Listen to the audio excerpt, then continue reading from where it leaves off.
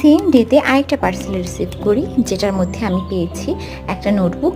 এটার পেজের কোয়ালিটি খুব একটা ভালো এটা বলবো না, কিন্তু নর্মাল যে কার্টিজ পেপারগুলো থাকে তার থেকে একটুখানি ভারী পেজ।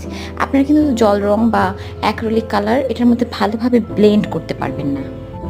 তো আমার জন্য এটা একদম সোসো টাইপের, স্কেচিং করা যাবে জাস্ট।